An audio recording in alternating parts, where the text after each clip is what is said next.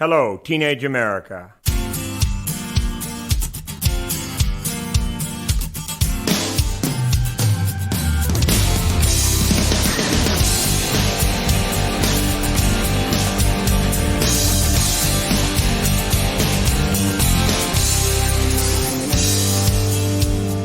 Hello, I'm John J. Thompson, and on this special edition of the True Tunes podcast, we celebrate a friendship of, well, let's say several decades. Of the many things longtime attendees of the Cornerstone Festival miss, one of those is surely talking, and more talking. Sure, social media has given us a way to stay connected, after a fashion, but there was no substitute for physically reconnecting every year, or even every couple of years, with members of the tribe. And for many years, summer meant another chance to hang out with friends like Randy Layton, who's had a profound personal effect on both Bruce and myself.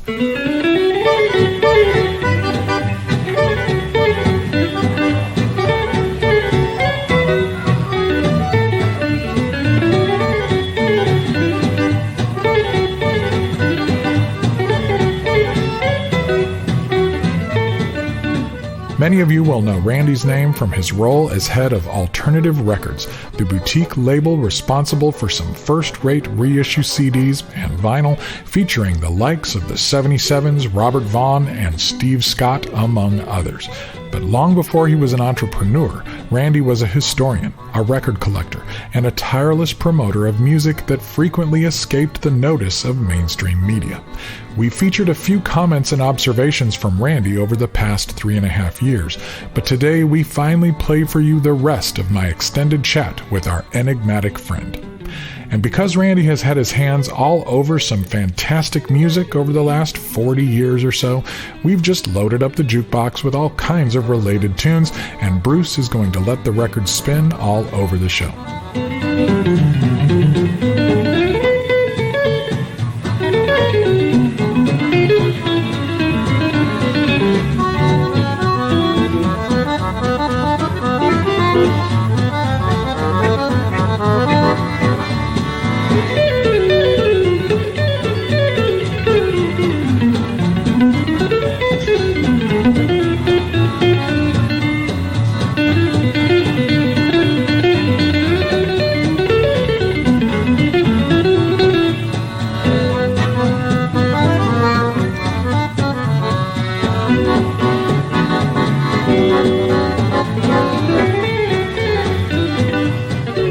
This special True Tunes time machine takes flight right after we take care of a little bit of housekeeping.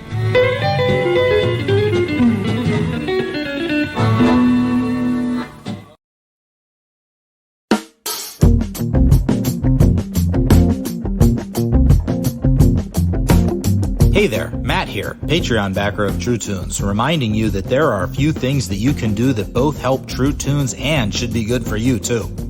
First, make sure to sign up for the email list at truetunes.com so they don't have to pay middlemen to send you information. Next, make sure to leave a review and rating at Apple Podcasts if you have not yet.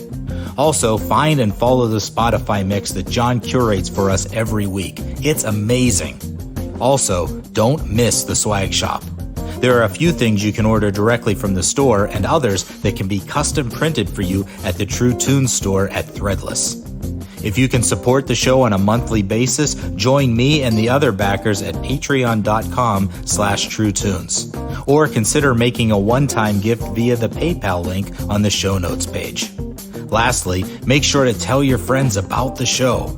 Personal word of mouth is definitely the best marketing. Thanks. And we're back with my good friend and hero, Randy Layton.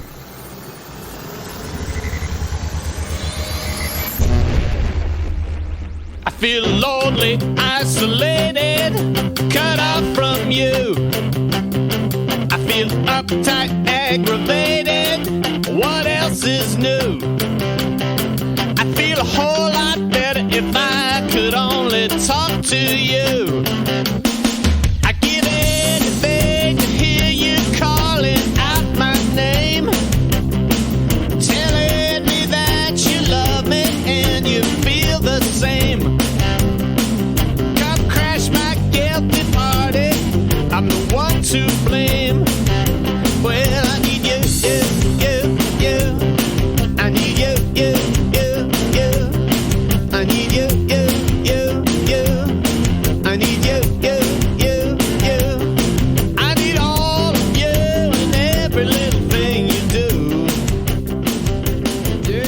Thank you, Randy Layton, for being with us here on the podcast. It's great to hear from you. We go back, man. we got some history. We do. Yeah, long ways. Yeah. So tell me about your beginnings. Like, how did you get into this scene? My first introduction to Christian music would have been early 70s, and then I came back to it by the late 70s. And so I was just kind of always around that. Tell me about that early 70s stuff that you came across. What was that like? What was that scene like? What was your exposure to it like? Well, I had an older sister by about 5 years who was into that. I mean, she got, pulled into the Jesus movement around 72. And so I would go with her to these get-togethers. And that's where I first got exposure to early CCM or Jesus music. Obviously, that's been a point of debate recently with the movie. But yeah, things like, Mustard Seed Faith and Love Song and the Maranatha records. I just remember listening to them and going, this would be a lot better if it didn't have all the Jesus stuff. That was sort of my take on it. But it was an introduction. But then she left it. I left it behind, and I didn't come back really until 1978, in which I fell in with a couple of guys from a sort of a local church, and they were very good at sort of sucking me back into taking this seriously. So which I did, and so by the summer of that 78, I had rededicated my life to the Lord, and I was always into music, into the arts, and I grew up with musicians. My father was a professional musician, so I was always around music, and I was already into poetry and the arts and things like that. And so as I began to kind of look around and see what was available to Christians in those fields, I found some terrific things. But I was still kind of frustrated a little bit with the quality of a lot of it. And so that probably led me to seeking out things wherever I could.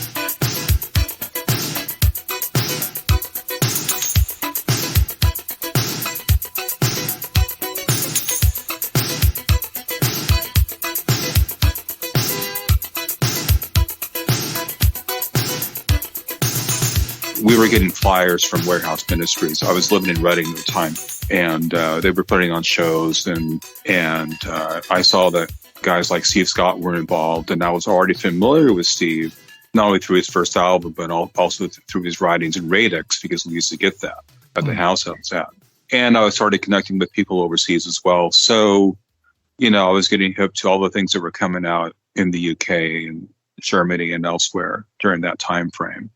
But circling back to the alternative story, I just remember that the catalyst really for everything was when All Fall Down came out, because I hadn't been impressed with the first Sevens album. It was okay.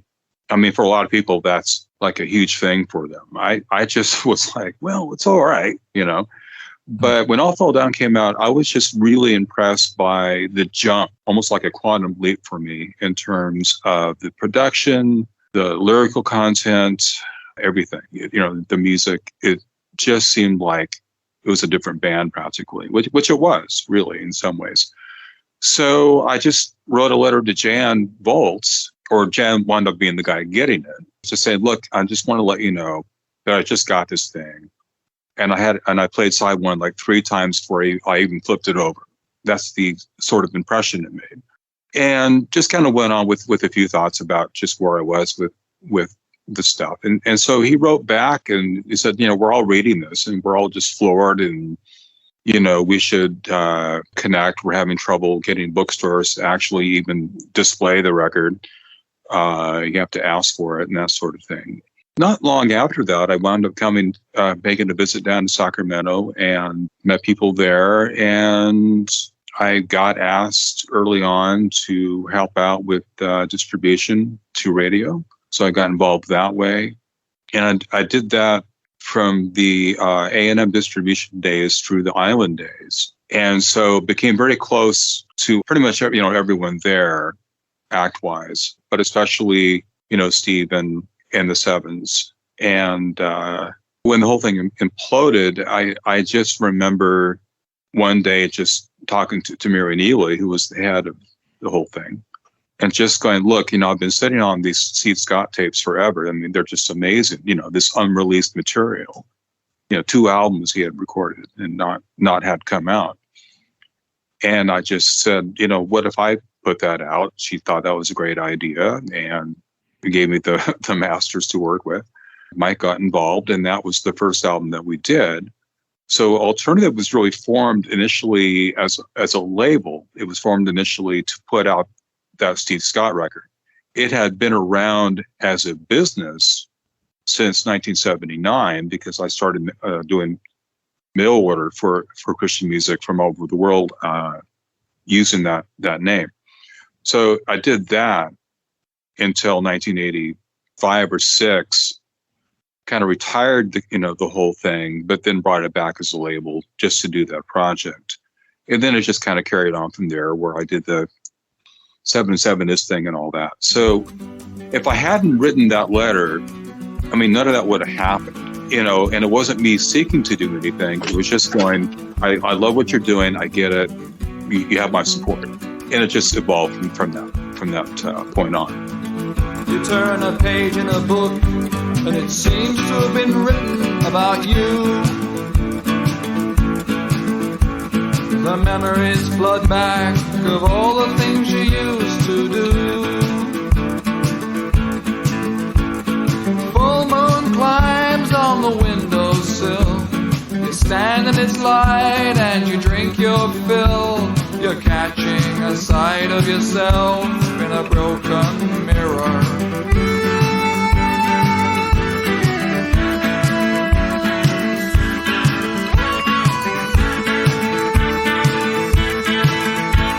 The cold tide of moonlight washes you back through the years. As the images unfold, you're watching through a veil of tears. You catch the words of a song, it all falls into place. But there's a missing jigsaw piece, and nothing seems to fill that space. As you gaze at yourself in a broken mirror.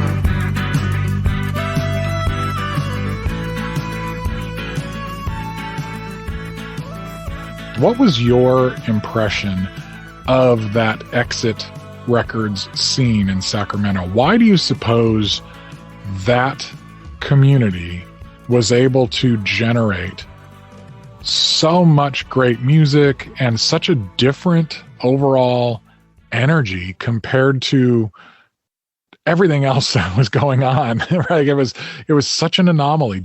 They were just fortunate to bring in people that happened to be, very, very talented.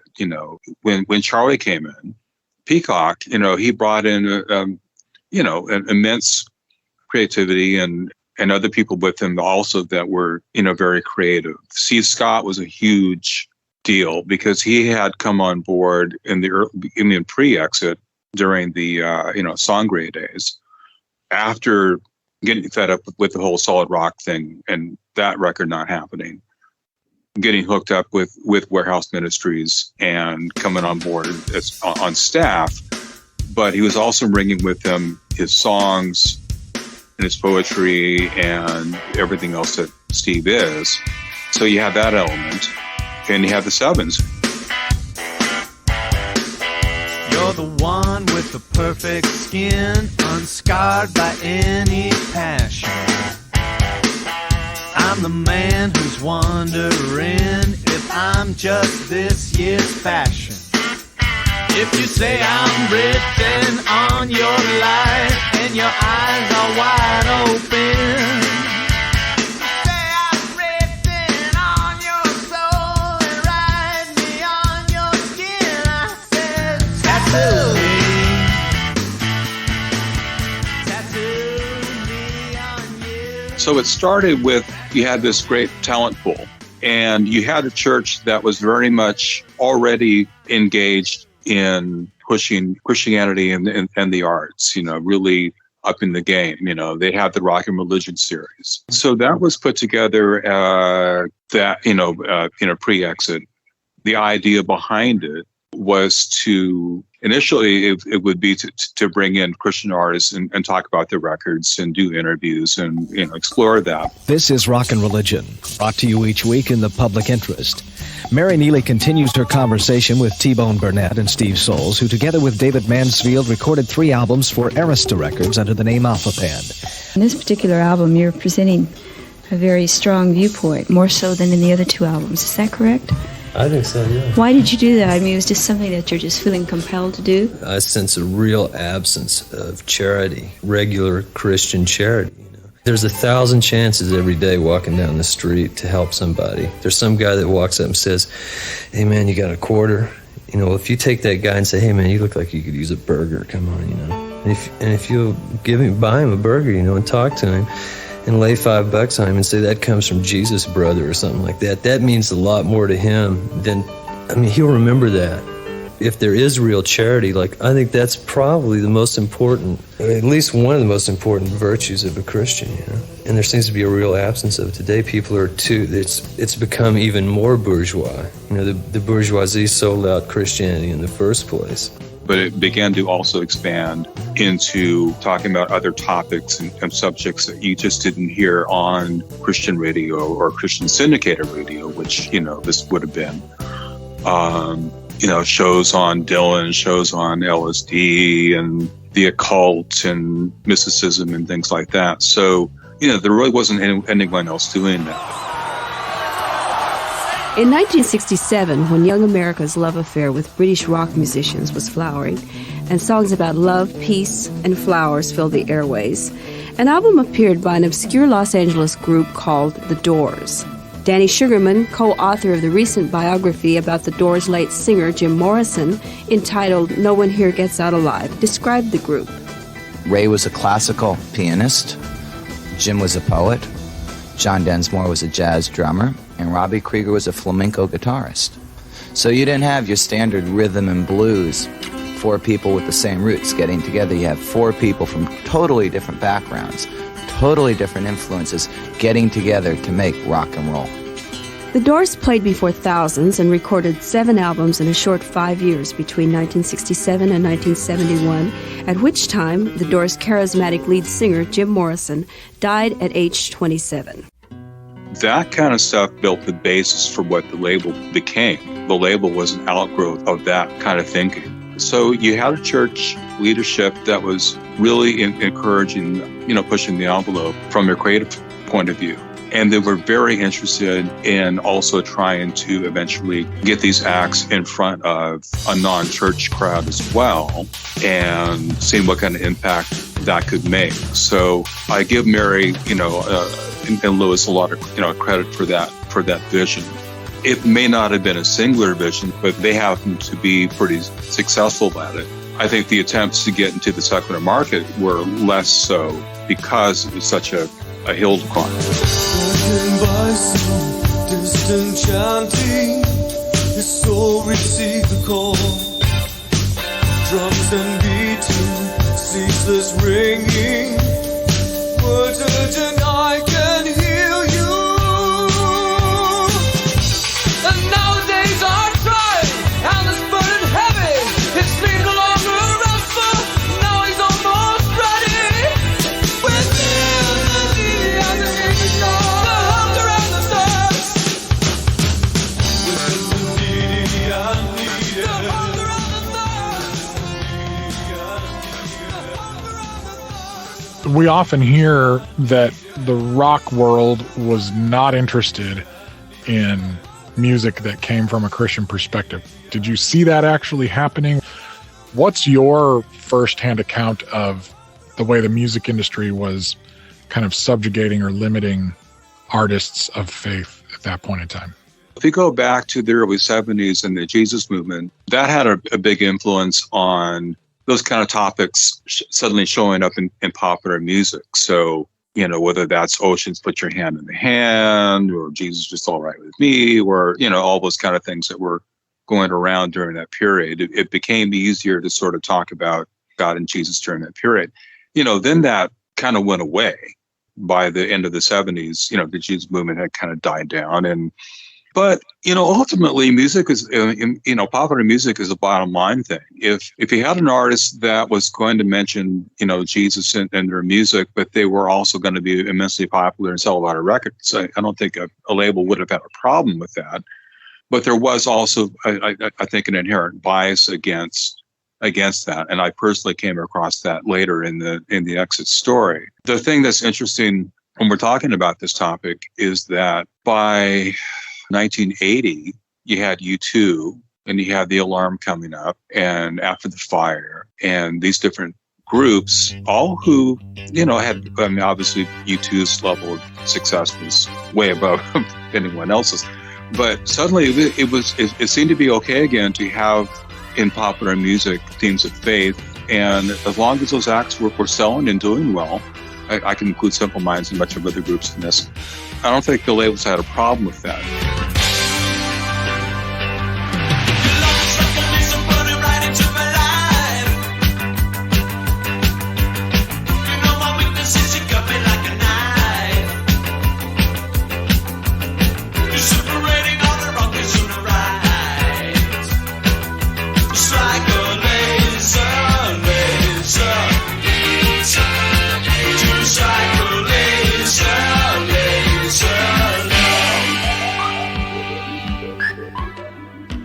I think the barrier that we're talking about is not so much if you're signed to a major and you can have hits and work in faith themes, but if you're primarily a Christian label, then you're trying to piggyback onto a major for distribution and then get heard, that's a different story. That was Exit's problem, is that, each deal, whether it was A&M or Island, were, P&D deals. They were publishing and distribution. You paid Island or you paid A&M to basically, press up your record and get it to radio. But because you weren't signed to those labels directly, those labels didn't have any obligation to really pour a bunch of money behind your act. I was getting the A&M RCA catalogs, where to sign a distribution deal. So Amy Grant's record could be found in a commercial store, and the Imperials and so on and so forth. Exit thought that they would be pushed to the college market by A&M, but all those Exit records were given the same WR prefix, which meant word.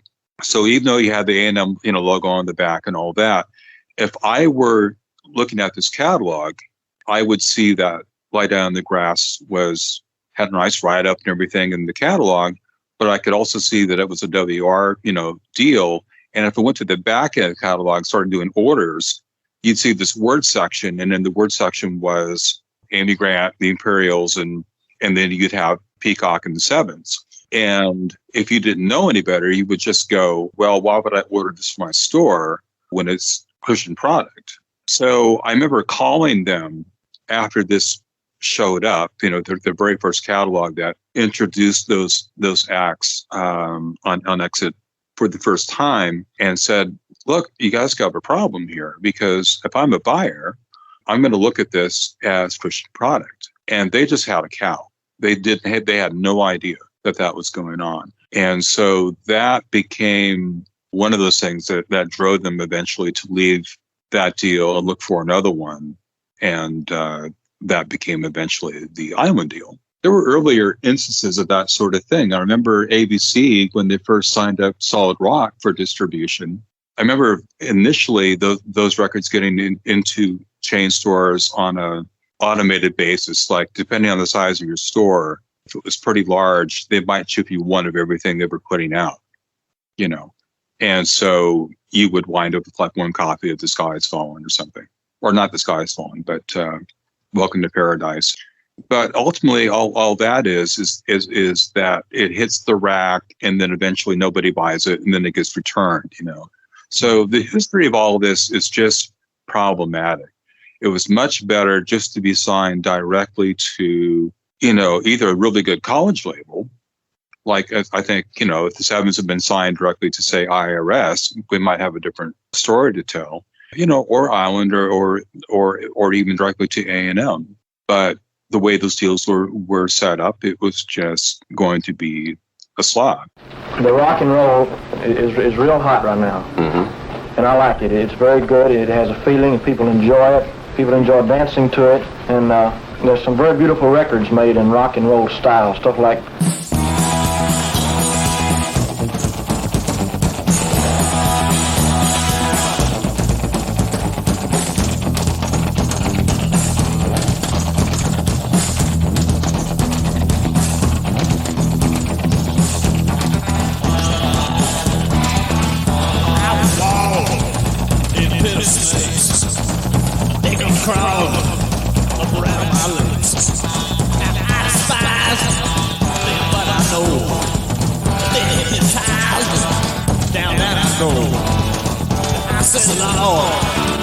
Mercy on me.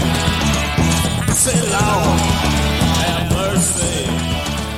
Even though you're from the States, you were pretty wired in with what was going on overseas, and it's kind of a different culture with UK and European artists who had a spiritual perspective to what they were doing versus what was happening in America. How was the UK scene different from the US scene, and why do you suppose that might have been? It just hit me one day around 1979, like when I was discovering these acts overseas and going, well, why can't we get that here? At that time, the Garth Hewitts and Ishmael, I mean, there's so many different bands I could name, weren't being carried in, they didn't have US deals.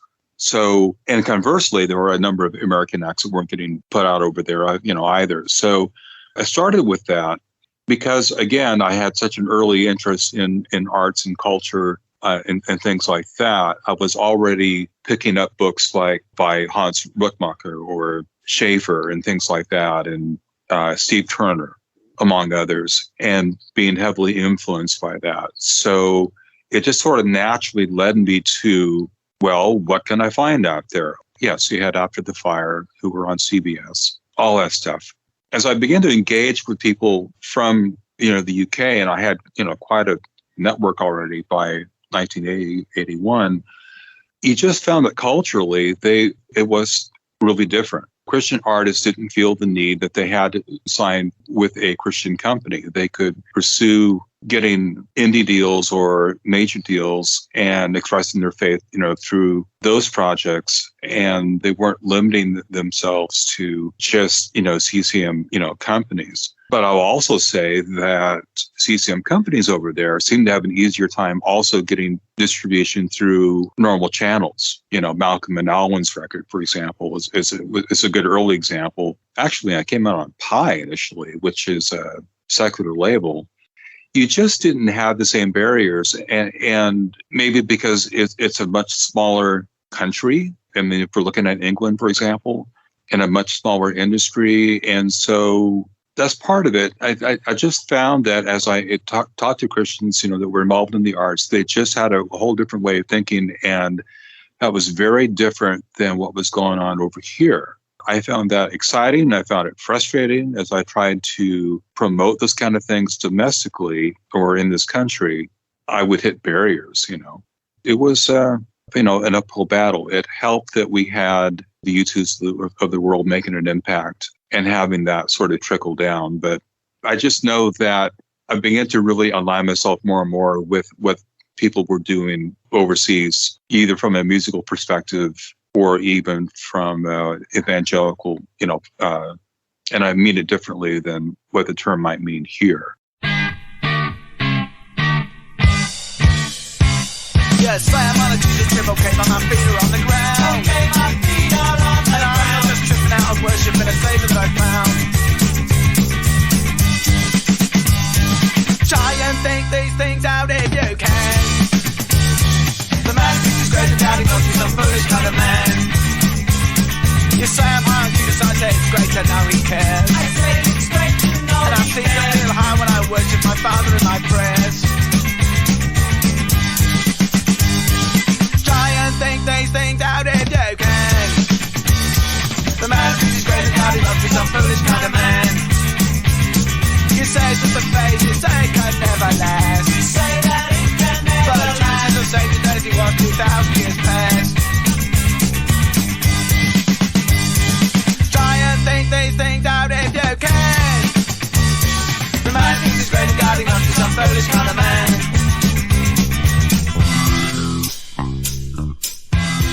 The culture wars aspect of evangelicalism was a huge boon for the Christian music scene, for marketing Christian music in America, because Christian music became an alternative to secular music. And it seems that that type of morphing or shift in evangelicalism didn't happen in the same way in the UK and Europe. And so the artists, generally speaking, had a different way of understanding their mission and purpose as Christians who were artists. Steve Fairney and the Technos is a group that I want to talk about. He's a great example of the different way of understanding your role as a person of faith and an artist. Their roots go back much further than, say, Ritz. You know, they were involved as I remember from what I know, Steve Scott and those guys first met up in 1970. I mean, they were going, so it went back a long ways. As Steve Turner actually was around during the same time. I mean, they all knew each other.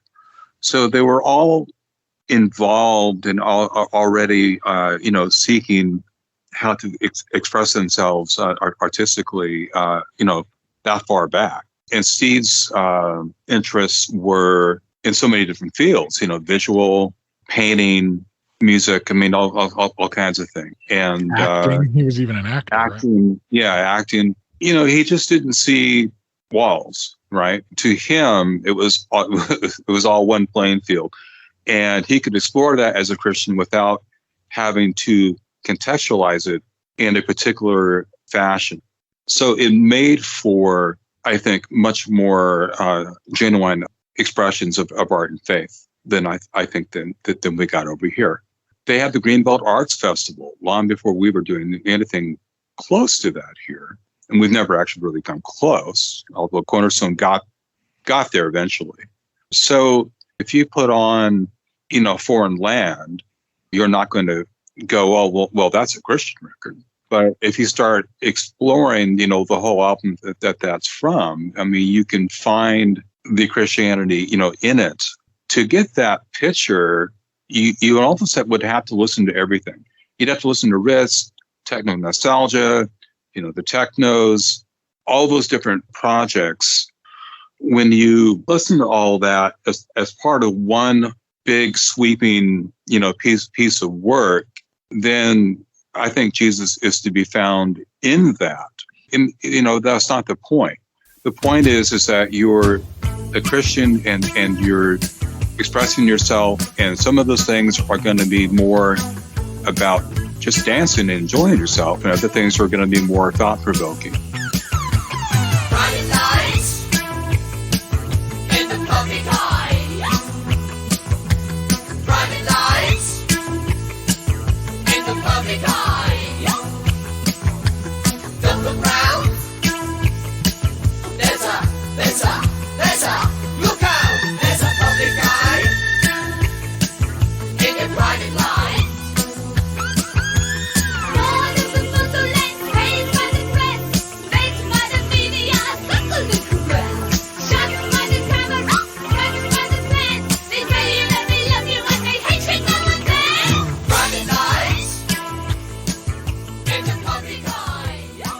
I think Seed's, one of my favorite comments I think he ever made was something along the lines of, my biggest frustration is I've never done anything that made any money.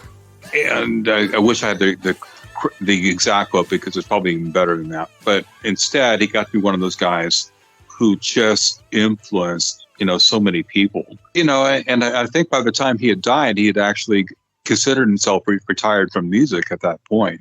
And he was, teaching. I was, my story there is I was in conversations with him and Bev about trying to issue that stuff domestically. And I just thought, none of the stuff is available here domestically. Again, probably foolishly, but I was thinking, why can't I do the same thing and license that stuff for the U.S.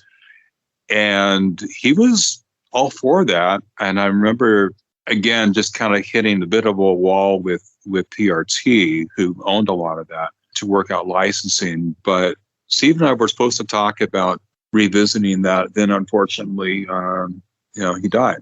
And I kind of just let it go after that. Years later, I posted this thing on Facebook, I don't know, like 8 or 9 years ago, which was a bunch of clippings of things I'd saved from, New Musical Express and other things about Famous Names or Ritz and all those bands. That started this amazing conversation where everyone jumped in. Steve was on, Steve Turner, Steve Scott, Bev, Steve Rolls, all these different people from that scene, all weighing in on not only that particular music, but how they all first met back in the early 70s and the art scene, and it was amazing. You and I have heard the churchmen talk about a stone that rolled away on Easter Day. You and I heard other people talk about a stone that rolled quite a different way.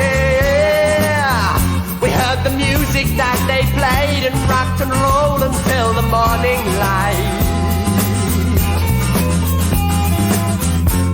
Interrupted by the postman as he brings the early morning light. What about me? You and I, if we have learned to pave the way for the children of tomorrow. Children of tomorrow. Back to the virtual interview suite with Randy Layton right after a quick break.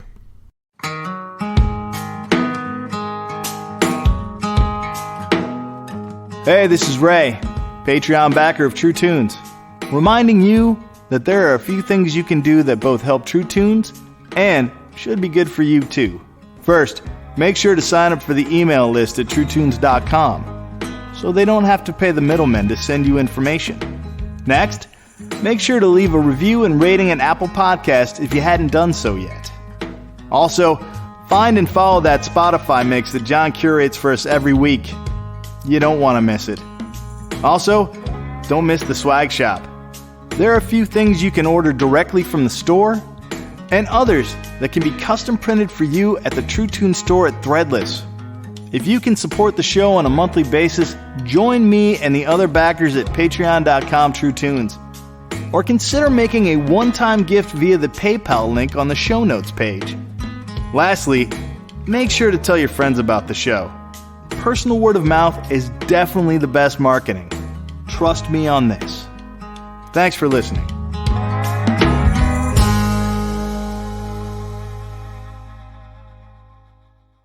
And we're back with Randy Layton.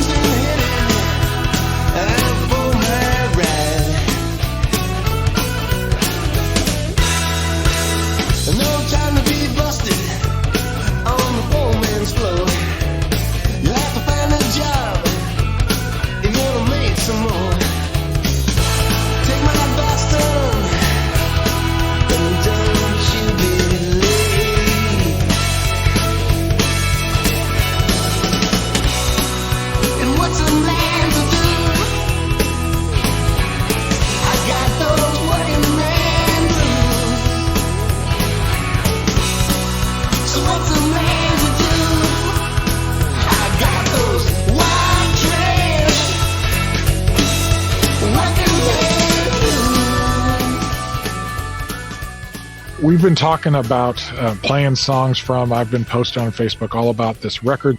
That's one of my favorite records, and I'm so excited about it. It's that Robert Vaughn and the Shadows record, Love and War. So tell me about that project and why, after all this time, you would put so much into bringing it back, and why did it disappear in the first place? Why has it been so hard to find? Why would I get involved now? Is one I asked myself. So it would have started because I helped get that record out to radio when I was still working with Exit. And that was the last record through the Exit Island deal. And I remember after I'd done the Steve Scott thing, the Lost Horizon project and the Miserable project, I went to Robert, who by that point still hadn't secured any subsequent deal. And said, look, I've done this and done that. What would you think about doing to write an album with me? And he said, well, thanks, but no thanks. I think I have a deal with RCA. And I went, well, that's really great. Good luck. And then about 4 or 5 months later, I get a call from Robert going, well, I've been working on our record. And I went, what do you mean our record? He goes, yeah, I've been recording, and you and I are going to do this album. Okay, well, thanks for letting me know. So, so he started sending me demos, and it was pretty fascinating. I mean, I would get a batch of 10 songs and go, well, I like these, 5 or 6, and then he goes, well, that's okay. I've just recorded number 10, and at one point he sent me like 30 songs, and I told him to just stop it because there were too many songs on the board, and I had, to pare it down. So I pared it down to, 17 songs, and that was songs from the River House. A leopard skin coat, cold velvet, in a big silk car. 3 cigarettes in the ashtray, cup of coffee, and a dream to go far. Those silhouettes in the doorway, cold cash, and a big cool heart. A pocket full of diamonds, burning lips, and the whispers from a star. She left me spellbound, way down Mexico way. That's where she wants to stay. One touch left my soul filled with fire. One kiss filled with stone cold desire. To do it for love, whatever it takes. She gave it a stone cold river shakes. To do it for love, whatever it takes. She gave it a stone cold river shakes. But to backtrack to Love and War, I really loved that record when it came out as well. I mean, looking back, I have problems with it now in terms of sonics. I mean, it's got a very 80s compressed sound, and so I was happy on this reissue to go back to the multi-tracks and redo a lot of that. But at the time, it sounded very contemporary. It sounded the lyrics were pretty upfront and couched in a lot of interesting imagery.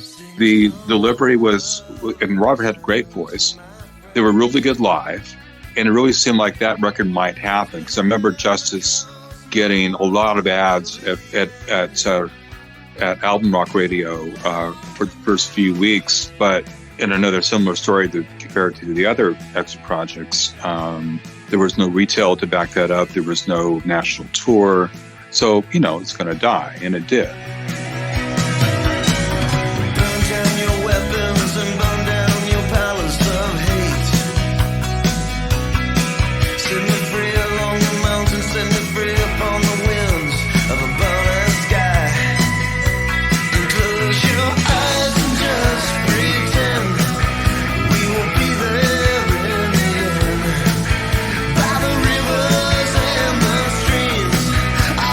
Falling in a dream.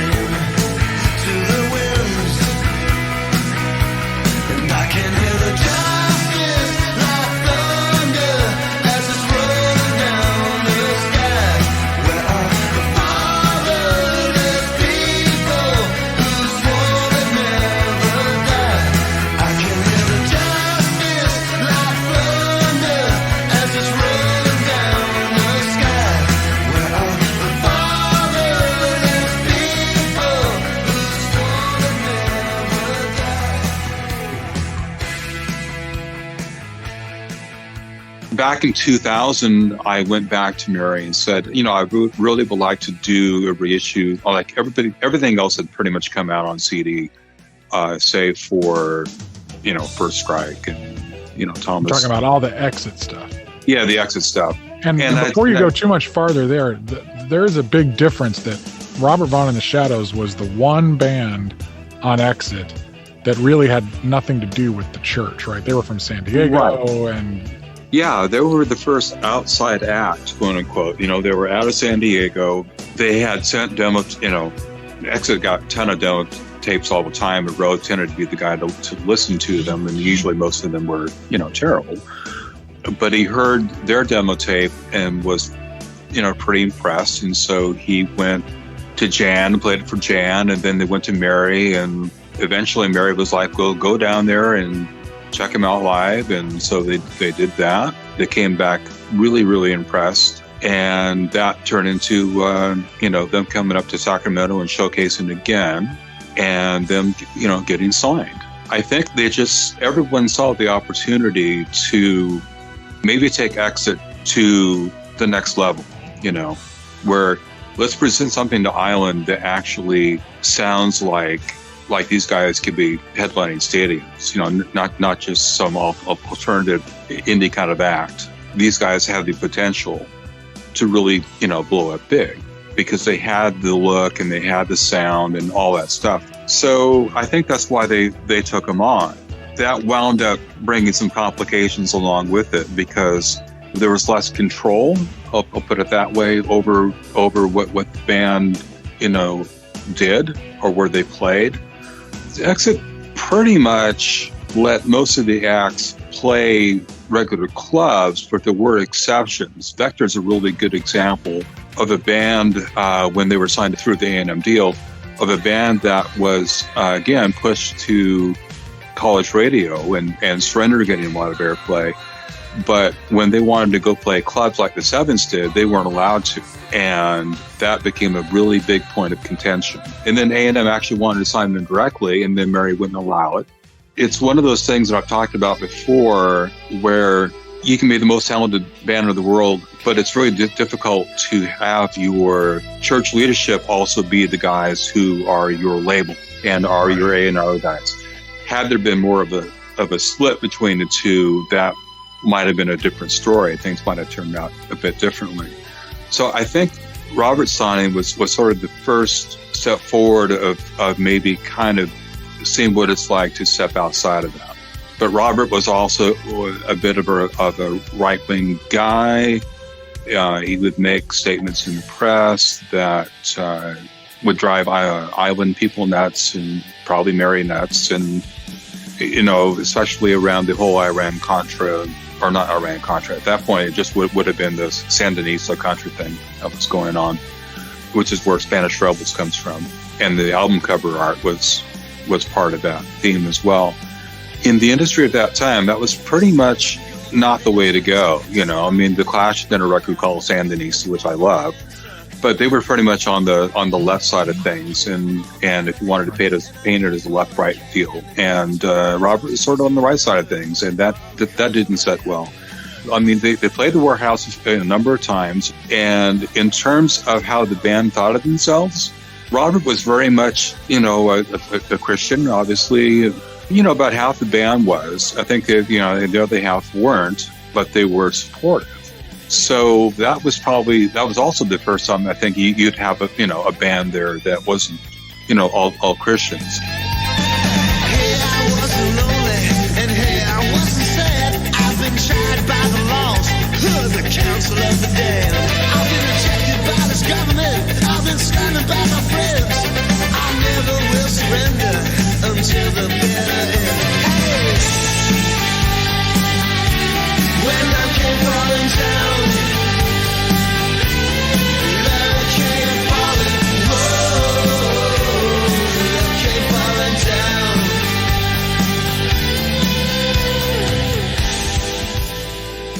Back to the year 2000, I approached Mary, said, yeah, I'd love to put this out. And she said, well, Robert has to call me up and ask for the master's back, or it's not going to happen.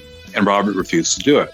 And I had worked up a whole proposed CD of it. I had tapes, so I put together, the album plus, demos and things like that, and said, this is what it's going to look like. This is what it could sound like. And ultimately, it just didn't happen. So fast forward, 19 years or so, I decided to approach the idea again.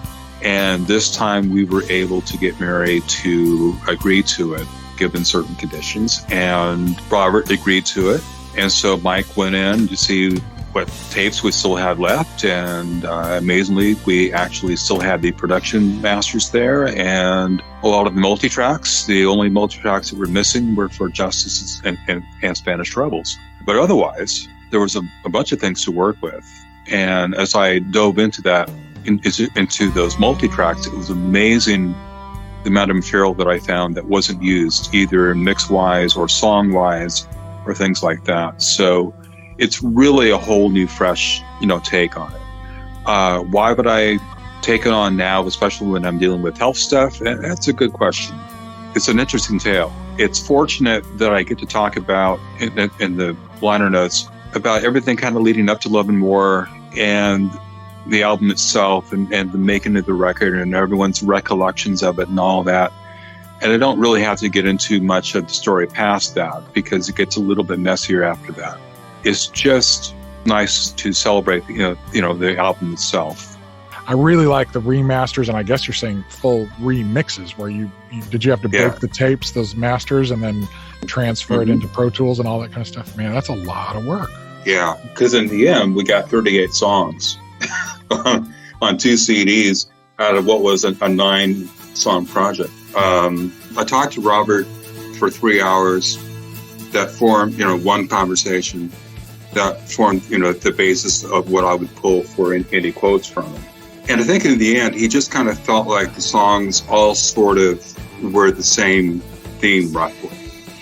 I thought, really, it was pretty upfront in terms of the spiritual element.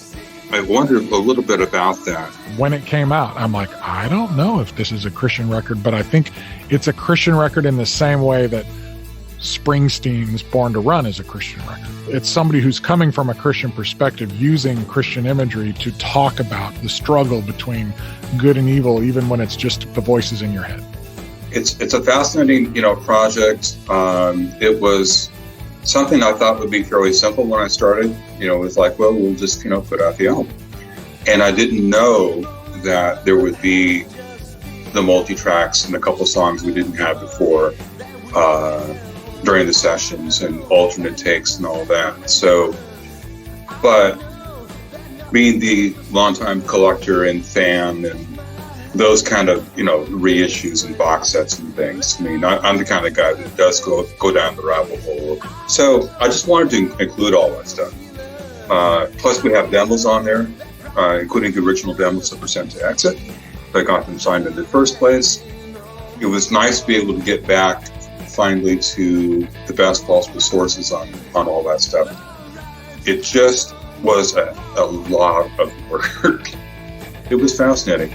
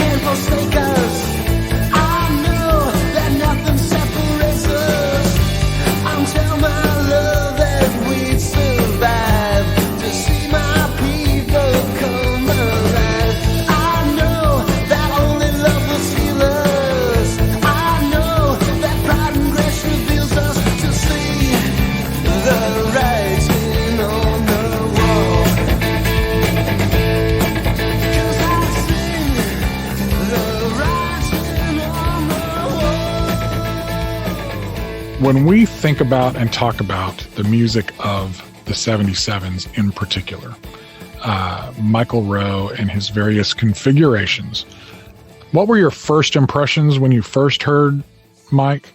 And as the years have gone down, what sets this guy and his fellow troubadours apart? Well, my first exposure would have been Ping Pong Over the Abyss. I remember somebody just brought it over to my house and said, this is what Christian punk sounds like. And I put it on and went, well, it's not that. Being somewhat disappointed. I mean, there was some of that spirit, present, but I also heard, Zeppelin in there and other things. But I was like, well, it's okay, but I have other records that sound more like what you're describing. I think it had been presented to me differently, that I might have had a different take on it. But by the time I heard All Fall Down, suddenly everything really seemed to go up, several notches in terms of his singing. I think improved a lot. The playing was terrific. The production was great. Everything, the artwork. Interestingly, when I started going down to Exit to work with people there, Mike and I did not really connect at first. C was my connection, and Jan. And Jan was very, Jan's job was sort of being the guy in charge of communication with the outside world. And it was, he's a very easy guy to talk to. Steve was always a very interesting guy to talk to. You're talking about Steve Griffith or Steve Scott? Scott. And I was just intrigued by him. And so I spent a lot of time with him, a lot of time with Jan.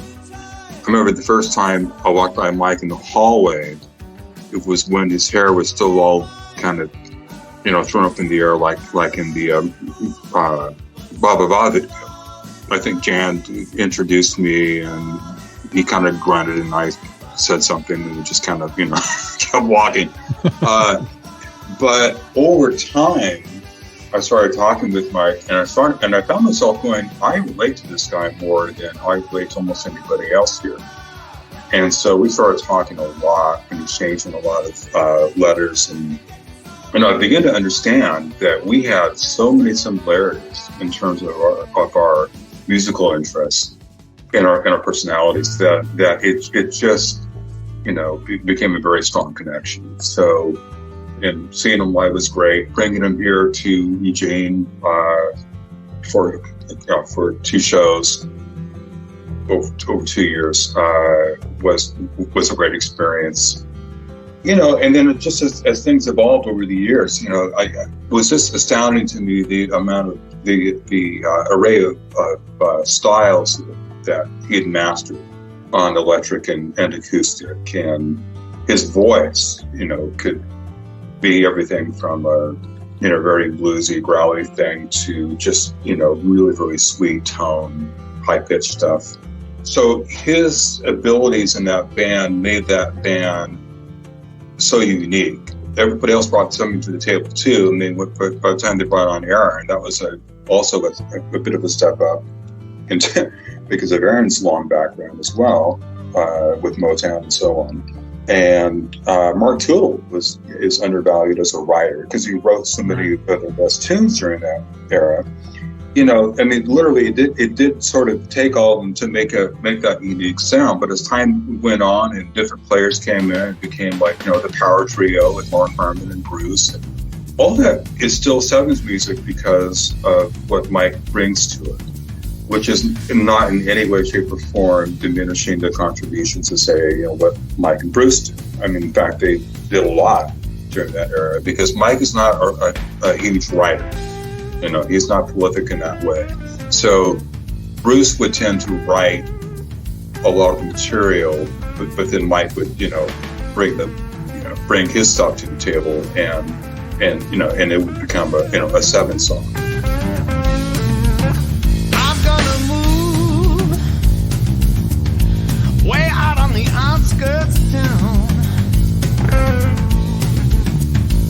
Everybody dog me. Yeah, they dog me right on down. They hit me once, they hit me twice, they hit me 3 times, people. But that's alright, 'cause I'm gonna move. Yeah, I'm gonna move. Yeah.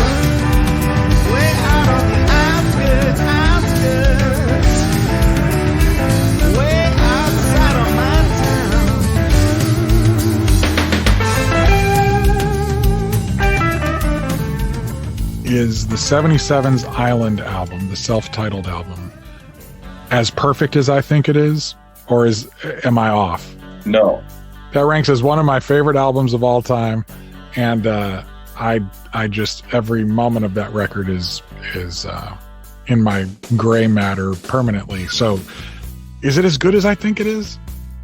Yeah, it's really good. I mean, at the time, I was playing that thing almost every day. I had been living with the material quite a bit before that because I had, all the demos that were done and a rough mix of it. So it's one of those things where you know the material and then it gets produced and it comes out and it comes out maybe a little bit differently.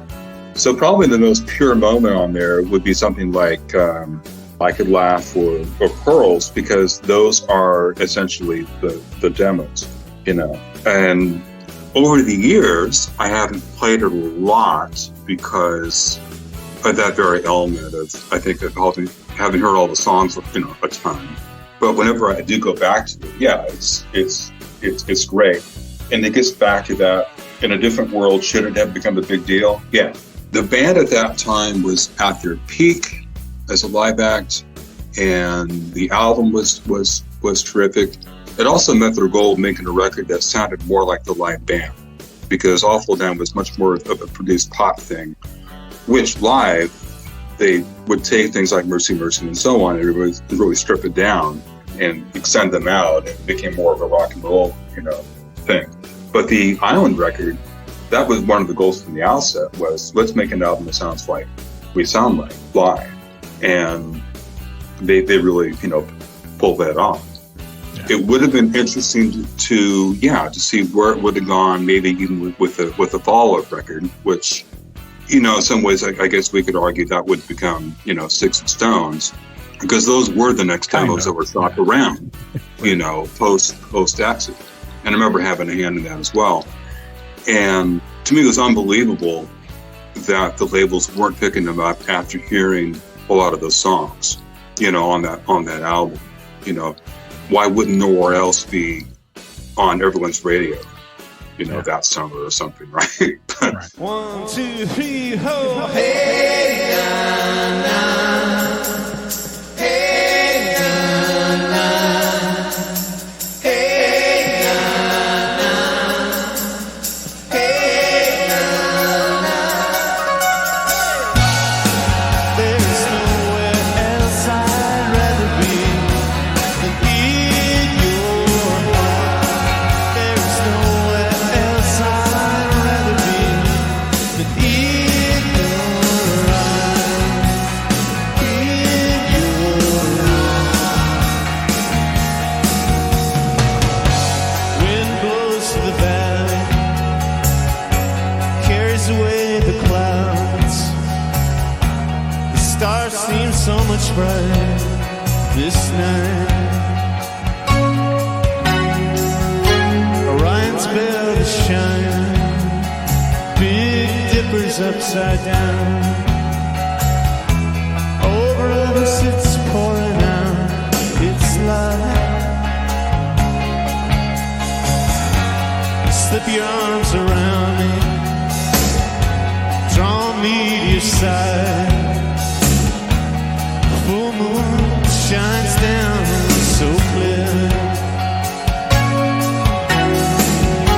There's that music in the distance, in a moment of time. There is nowhere else but here. There's nowhere else I'd rather be in your heart. There's nowhere else I wanna be. You and I are clearly cut from different ends of the same cloth, but when you think back, when I hear these stories about the projects that you've worked on, the years you spent in the trenches helping artists in obscurity, thinking about projects like the 7 and 7 Is thing, or even recently the 2 Pound Planet project, doing a vinyl reissue of an album that was so good and so few people heard. Okay, so my point, what is it that drives you to invest so much of yourself into work that you know so few people are going to hear. That's been a constant theme for both of us going back now 30+ years. So I need to hear your answer because I'm trying to figure that out about myself. We're probably on the same page in the sense that I long ago shelved the idea that I was going to make any money off of this stuff. Right. You know, to me, it was always about, as a Christian, it's my obligation, I feel, if I'm involved in the arts in any element, and I'm not a performer, but in the other roles that I played, whether it was radio or retail or producing or whatever, role I did, it was, how can I make this the best thing that it is so that it reflects my belief in God? If God is the creator of all things, why can't his people be the most creative of all, right? To me, we had an obligation to be as creative as possible and to be dedicated to that ideal because it reflects our core ideals about what we think about when we think about Jesus, and when we think about God as a creator.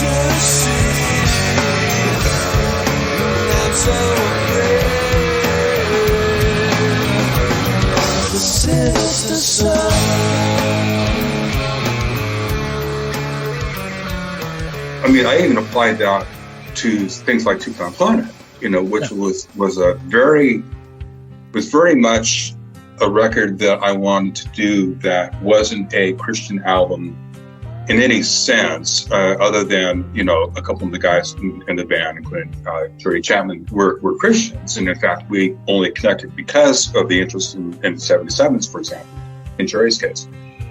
But it wasn't presented that way. Mitch Houston produced it. I very much felt like it didn't have to be a Christian album for it to reflect the ideals that I had as a Christian.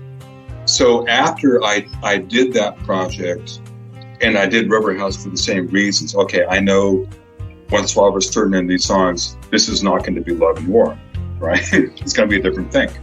But it's still really, really good music. How can I be involved with this and get it out there and still have it reflect the ideas that I have about Christianity and the arts and all those things? I always wanted to just have it be something that I can hand into anywhere, Christian or non-Christian, and have a guy listen to it and go, that's really good. And I feel you can do that, with virtually anything that I released. And that was very important to me. And that years and years later, after doing that, I'm finally getting a little bit of recognition for doing that. Not that that's a big driving force. It's just that over the last few years now, I've had people get a hold of me through, social media and the various podcasts I've done and so on, where people want to hear these stories now and where my place was in it. And that's kind of fun. It's like, well, it's nice to have been part of that, and it's nice to be remembered a bit. It's nice to be part of the story because I believe in the overall story, and then we're seeing things like the Jesus movie and Electric Jesus and things like that. So it's an interesting time. We're seeing a lot of, I don't know if resurgence is a really good word, But we're certainly seeing a lot of interest again in a lot of this stuff and the history. My hope is that somehow the emphasis on the history kind of revitalizes the art form itself, right? That we start getting really interesting Christian music again that pushes boundaries and those kind of things. And I'm hopeful that's the case, because I don't think it's been there for a long time. There are pockets of things here and there, but the excitement you and I felt through the 80s and early 90s, it hasn't quite been there. Now maybe I'm just old, which I am. So it's a different deal.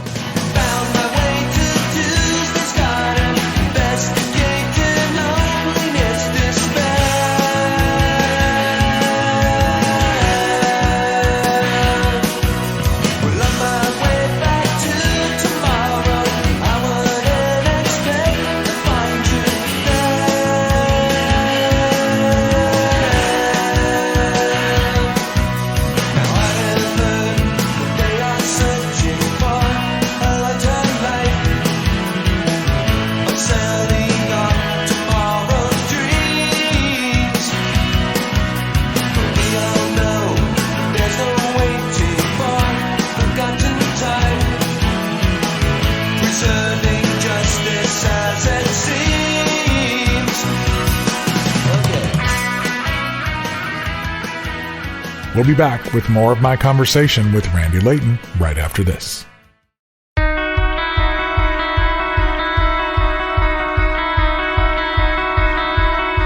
Hey there, I'm Mark Feldbush, and I'm a Patreon backer of the True Tunes podcast, and I follow and listen to the weekly Spotify Gallery Stage mixtape that John curates for us every week.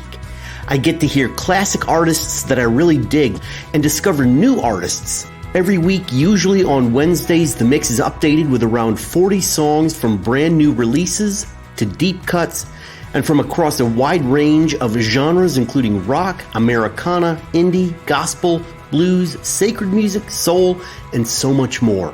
It's also great to hear a mix that blends up great music that is just good, beautiful, and true without all of the genre and market limitations and boxes I hear everywhere else. You can find the mix on the front page at truetunes.com or on the show notes page for this episode. And if you follow it, it will live there in your Spotify browser and update automatically each week. And don't miss the massive archive list where all previous lists get saved. And as great as Spotify is for music discovery, please support the artists you love once you hear and discover them there. Thanks.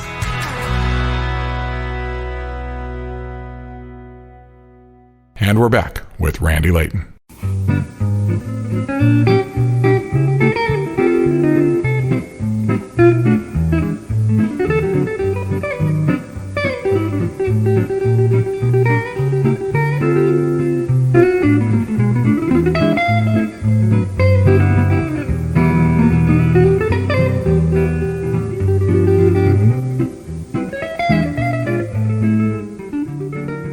Although Randy Layton is less active than in the 90s heyday of alternative records, there has definitely been an upswing in his schedule over the past few years.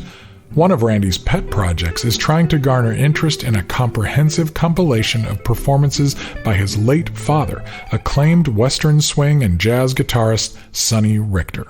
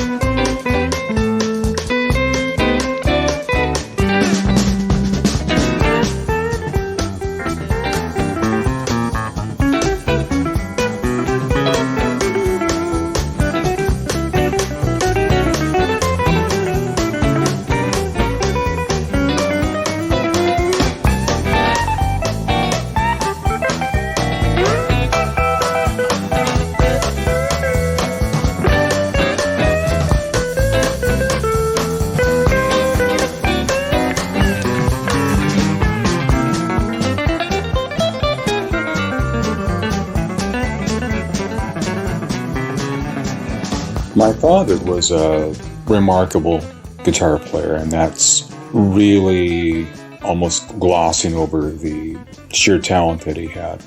You know, he started off at, I think, 14, playing his first professional gigs. Just an amazing backstory. He came out of Florida, a couple of guys, and the legend has it, it's a couple of old black guys who were musicians that heard him, playing around a little bit. Said, look, we'll teach you everything we know. Why don't you come in and move in with us for a while? And so his mom, amazingly, and he was one of 9 siblings, let him do it. So he moved in and learned all this stuff and then formed his first band. And by the time he had made his way to California and done his first recording session on MGM with a guy named Sam Nichols in 1949, he'd already been playing across the country with different groups. So growing up with him was like something that, sort of took for granted. I mean, I knew I had a dad that was a great guitar player. But when every day you wake up and the guy's, falling out of bed playing scales or locking himself in the bathroom playing scales and you're trying to get and there was always musicians around of a lot of people that, you would even know. It just seemed normal. When I look back, obviously that was not normal, but it did feed so many of my musical interests going forward because he was into country and swing, but he was also into jazz and a number of things. Influenced greatly by, Django, but also other players like Tal Farlow. And when I go back over tapes that he's left behind of him playing around at home, or whether it's tapes from live shows he did with bands going back to the 50s, I keep discovering things, including even in the last couple of months, that I hadn't heard before that are astounding. He certainly had his opportunities. He was on the staff of the Louisiana Hayride back in the early 50s, back when Elvis was first getting known on that. Played with a lot of cats that all became famous, guys like Floyd Kramer actually came to him and said, look, you should move to Nashville. You would clean up. You would just do great on sessions. And my father, just being young and kind of, full of himself in a way, but he also had a very strong, artistic streak in him. Just didn't like the idea of being told what to play. So he said no.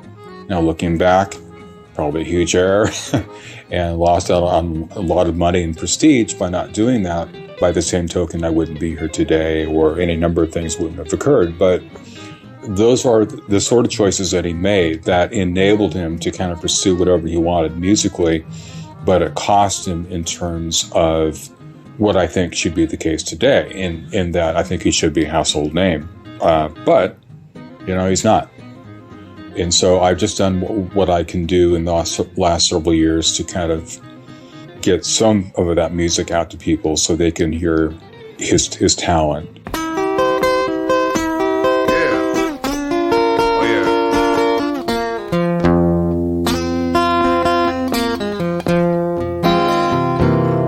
You say you like the Northwest, baby, but you up and left your home. I don't know why you want to do that, girl. Well, you say you like the Northwest, baby, but you up and left your home. Yeah. Now I got the Northwest blues, baby, until you come back home. Yeah. Some people aren't aware that after doing things like the Surely Goodness and Misery compilations, that I still continue to work with artists and put out things on the alternative label, but those started becoming more local. I think one of the things that hit me was I'd done all this stuff with people from everywhere, but had not really done anything locally. And I felt sort of embarrassed by that because this area had a lot of really good talent. So found myself working with everybody from, blues artists to punk bands to whatever. And things that would come out on my label, also things that I would just work on that would come out on someone else's, label as well. One of those things that I'm really, happy to have done was a project by a guy named Eagle Park Slim, a guy that moved to this area from the Denver area back in, I think, the late 70s. And he was a remarkable man and artist, primarily known for acoustic blues, but he also played with bands, and he also sat in with a lot of really cool people over the years.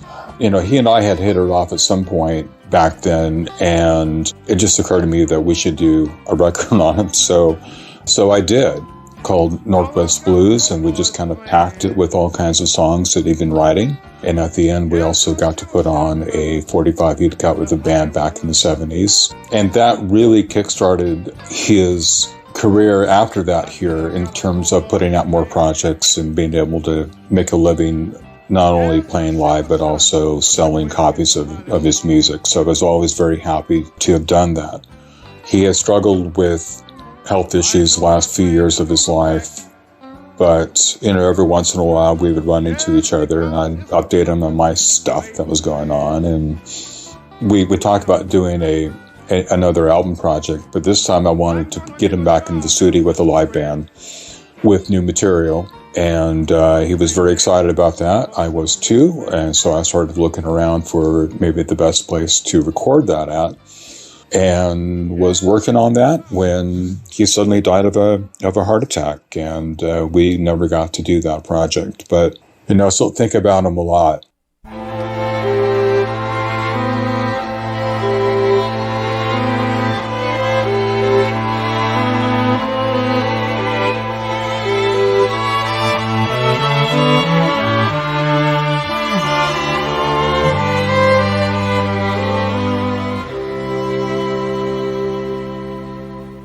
Finally, Layton catches us up on a couple of other projects on his plate, both as a label head and consultant. Upcoming, we hope to see a reissue of Magnificent Obsession by Steve Scott on Low Fidelity, and that will be packed with a lot of extra material that you haven't heard.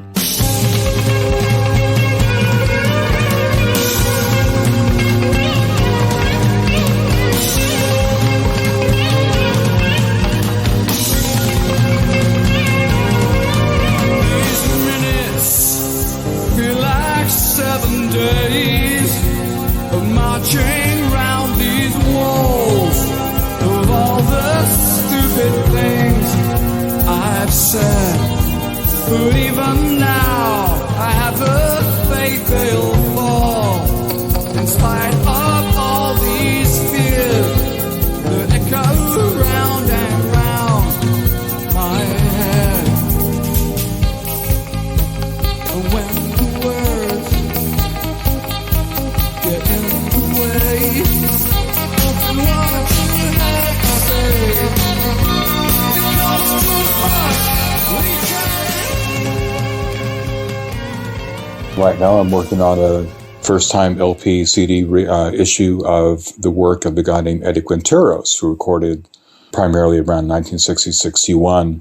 He was another prodigy kind of guy, was already playing in bands at 14. He was a fantastic guitar player already by 15 and was hired as a guitarist and singer for, to the back of the people, but also had his own career start. And would play with guys like Bobby Freeman and so on. He wrote his own material. I mean, he was really just for that time frame, one of those Buddy Holly kind of guys in that, started very early, seemed to come by songwriting and guitar playing really easily and very early.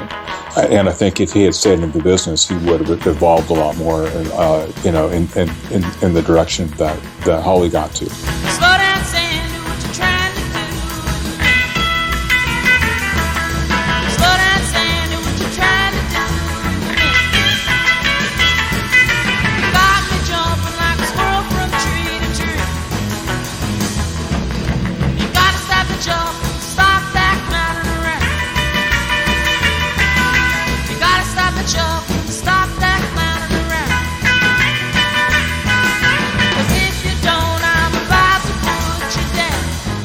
But, you know, he was kind of talked out of the business by somebody that came to him and said, you don't want to be like me, man. You don't want to be like in your 40s, which seemed really old then. And just, you know, making very little gigging. You know, you want to get a college degree and all that stuff. And he took that to heart, quit the biz, got a degree, although he did come back in the mid-60s for a short time with a band called the Go-Go's, who had a regional hit in the Bay Area with a song called All Over Town, which is very Bo Brummels-like. Did that for a couple of years and then, you know, quit again and, you know, got a real job, quote unquote, in a career, and he's long retired and had never expected that someone like me would come along. You know, I found his story intriguing. I fought for a long time to get his stuff reheard. And in the last couple of years, I've been able to access a lot of session tapes that no one's heard since they were done back in 1960. We have a lot of outtakes. And so a wonderful label called Sundays has come along, and now they're going to be issuing that material. And that's, again, me making, you know, contributions in terms of material, writing notes, and all that. I just get to make I think, a wonderful contribution on something that's really different for me. So I'm still active, and we'll see what else I get to do, but right now that's what I'm up to currently. You said that you love me, but now you let me down. So now I'm spreading the word all over town. Thanks, Randy. Randy has always felt like a brother from another mother, whose contributions cannot be overstated. On several occasions, he's put personal reputation and finances on the line to further the appreciation for and acceptance of the music. In fact, I'm pretty sure that if Randy could have had his way, artists with a spiritual, dare I say even Christian perspective to their work would have been able to thrive in the mainstream without being cloistered and removed for exclusively consecrated consumption. Our years with the original True Tunes print publication and retail outlet would have looked a whole lot different without his friendship and support. Before we wrap this up, I wanted to hear from some people who have worked directly with the man himself over the years to get a feel for what it was like to be on the receiving end of Layton's support. Take a listen.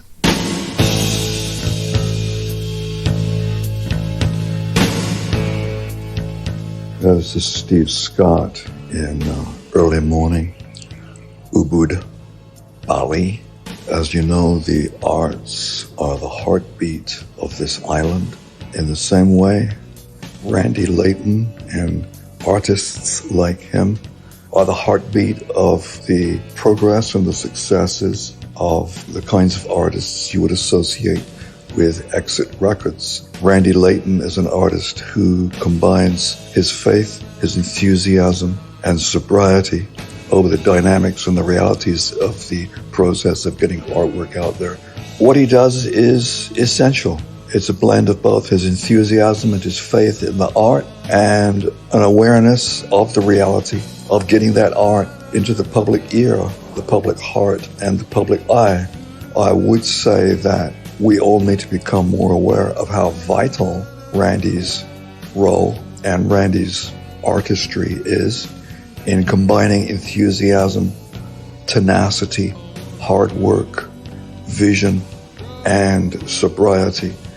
Combining all those things together to create a launch pad and a binding agent, if you like. Within vital communities are people that play different roles. And the role that an artist like Randy Layton plays as a sort of an apostolic connector, their roles are essential, crucial to making something as marvelous as the kinds of communities that grow up around Exit Records, making something like that possible.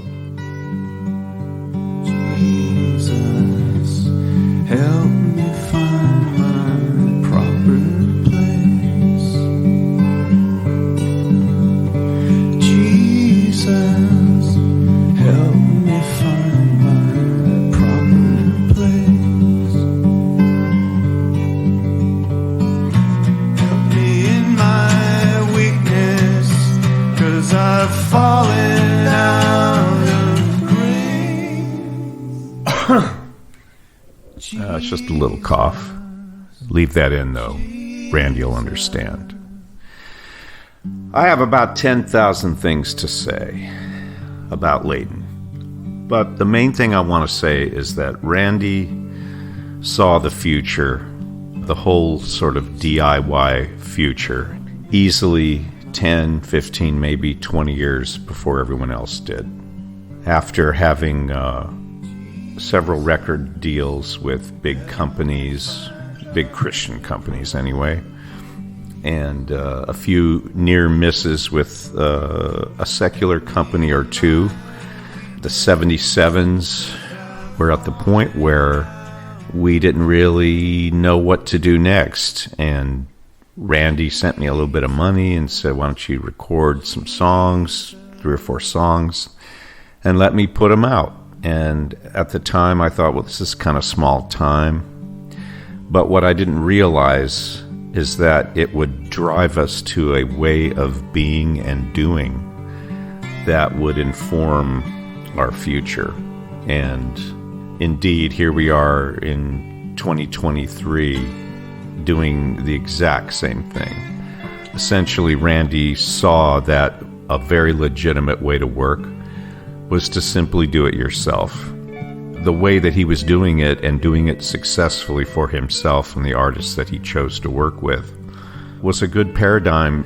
So I'm very grateful to him, not only for that, but for just years of friendship and being able to call him anytime and talk about the minutia of some new Brian Wilson recording or some obscure jazz artist. And I really appreciate friends like that because I don't have too many of those. A few, but I would say Randy's right up there in the top 5, if not the top guy. So, Randy, here's to you. Help me in my weakness, 'cause I've fallen out of grace. Jesus, Jesus.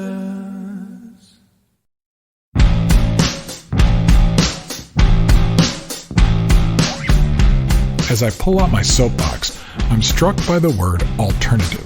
Randy used it to name his label before it saw widespread use as a description of a genre of music. This music, some called it post-punk, some called it underground, was different. Even something as potentially mainstream as Robert Vaughn and the Shadows could fall along these alternative lines if it felt that the artist was after the bigger questions. There was a way that seemed right to the rock and roll world, like everyone else, and then there emerged an alternative. But that word also described a lot of us as people. We, the fans of this offbeat music, found a sense of community with each other, and that fraternity was, in the end, probably even more important than the music. People like Randy Layton were facilitators of that community. The music brought us together, and without people like Randy, people who got it and valued it far more than its financial rewards, we would have been stuck with things like MTV or a saccharine culture war Christian bubble version of whatever MTV was playing. When I was 16 and started this whole True Tunes thing, I was just adding my own peculiarity to the odd jams people like Randy and others like Mike Delaney at Rad Rockers in Michigan and people like Bruce were already doing. And it felt like home to me. They welcomed me into their circle, and often that was a circle of people standing around sharing stories and debating musical preferences at the Cornerstone Festival. For Randy and the other progenitors of the original alternative generation, the response to mediocrity was innovation, not mere critique. They expressed their dissatisfaction with the status quo by making stuff, and that was back when it cost a lot of money to pull it off. There was an optimistic, productive spirit in the air. We thought we could change the world, one great record at a time. Despair and cynicism is easy. Rolling up our sleeves and creating beautiful things in the midst of dross is not. And every artist, every songwriter, every filmmaker out there with a vision and an idea needs a Randy Layton to help their ideas come to fruition. I sure hope the passion and hunger that inspired people like Randy to create alternatives to the mainstream hasn't dissipated into apathy now that alternative is just another genre of music on our streaming services. We still have plenty to rebel against, my friends. Let's kick against the darkness till our boots wear out and F up the mainstream while we still can. Okay, I'm climbing off my soapbox now.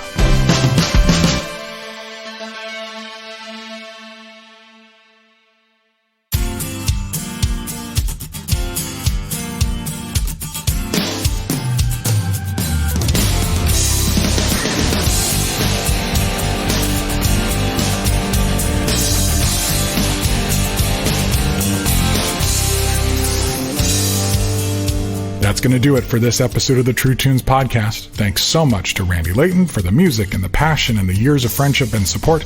Randy graciously allowed us access to a number of rare and unreleased items from his personal archives. If you missed out on his recent reissue of Robert Vaughn and the Shadows' Love and War project, I'll link to an article I wrote about it on the show notes page. It's definitely an all-time favorite of mine and one of the best reissues I've ever heard. His loving treatment of the mystifyingly obscure 2 Pound Planet album came out a few years ago as well. What a power pop masterpiece that was. We'll post a special playlist, and you can find a list of all of the great music featured on this episode on the show notes page, of course. Thanks, as always, to our Patreon backers. If you would like to join the group, head over to patreon.com/TrueTunes, or if you'd like to give us a one-time gift, you can find the PayPal link on the show notes page. And thank you for doing all the other stuff, leaving us the ratings and reviews at Apple Podcasts, subscribing to the weekly Spotify Gallery Stage mixtape, and signing up for our email list. I'd also like to thank Michael Rowe and Steve Scott for their contributions to the show. This podcast was written and produced by me, JJT, with co-production and editing and sound design by Bruce A. Brown for Gyroscope Productions. Our theme song is a special instrumental mix of Full Circle by Phil Keggy and Rex Paul.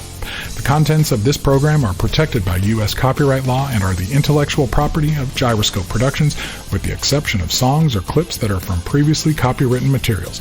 Everything on this episode is used by permission or under fair use provisions.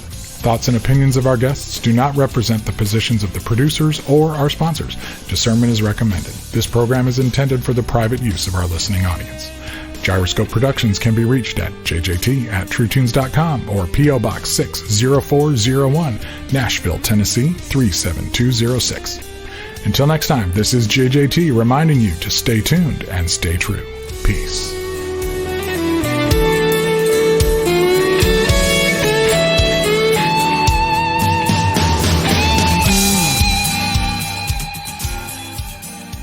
Hey, listen, I have a record I want you to play. Don't you think the kids would enjoy a nice song with a melody? What you got, Holmes? It is a rare, one-of-a-kind original pressing. Are we recording?